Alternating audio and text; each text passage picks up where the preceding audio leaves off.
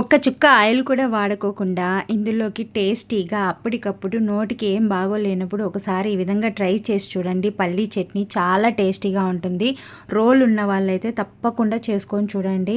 చాలామందికి తెలిసే ఉంటుంది, పల్లెల్లో కూడా ఇదే విధంగా చేసుకుంటుంటారు. తెలియని వాళ్ళ కోసం ఈ వీడియో అయితే చేస్తున్నాను అనమాట. ముందుగా అయితే నేను శనక్కాయ పప్పులు వేయించుకొనేసేసి ఇవి చల్లారిన తర్వాత పొట్టు తీసేసి ఒక గిన్నెలోకి అయితే తీసుకుంటున్నాను అనమాట. తరువాత నేనైతే ఒక కట్ట గోంగూర అయితే తీసుకున్నాను. అందులోకి ఒక 20 వరకు పచ్చిమిర్చి, అలాగే 2 టమోటాలు, 3 ఎర్రగడ్డలు అలాగే తీసుకొనేసేసి వీటిని కొంచెము పచ్చిమిర్చిని తుంచుకొని వేసుకోవాలి. టమోటాలను కట్ చేసేసి వేసుకుంటున్నాను.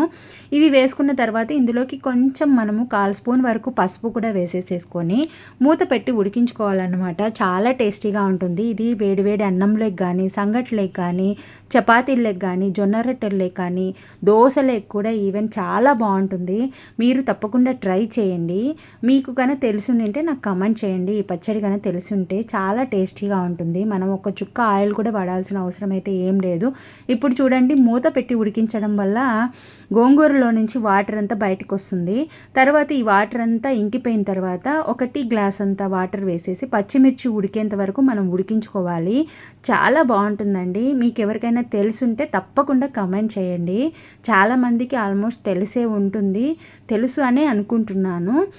తర్వాత ఇప్పుడు చూడండి, వాటర్ అంతా ఇంకిపోయి పచ్చిమిర్చి బాగా ఉడికిపోయింది.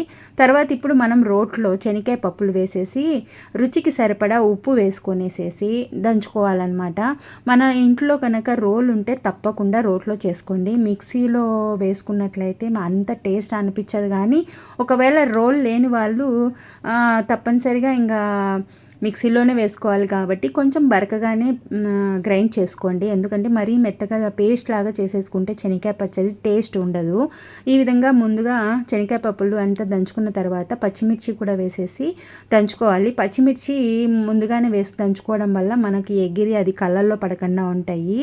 నీట్గా ఈవెన్గా మెదుగుతుందన్నమాట. తర్వాత గోంగూర, టమోటా వేసేసి కొంచెం తగినన్ని నీళ్లు కూడా వేసేసేసి బాగా రుబ్బుకోవాలన్నమాట. రుబ్బుకున్న తర్వాత లాస్ట్లో ఎర్రగడ్డలు వేసేసి ఒకసారి దంచుకొని తింటే సూపర్గా ఉంటుంది. ఈ వీడియో అందరికీ నచ్చిందని అనుకుంటున్నాను.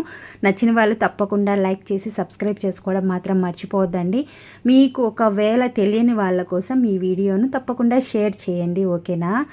చాలామంది వీడియోను సరిగ్గా చూడడం లేదు. అన్సబ్స్క్రైబ్ చేసుకున్న వాళ్ళు మాత్రమే చూస్తున్నారు. సబ్స్క్రైబ్ చేసుకున్న వాళ్ళు సరిగ్గా చూడడం లేదు. ప్లీజ్ వాచ్ చేయండి. Thanks for watching.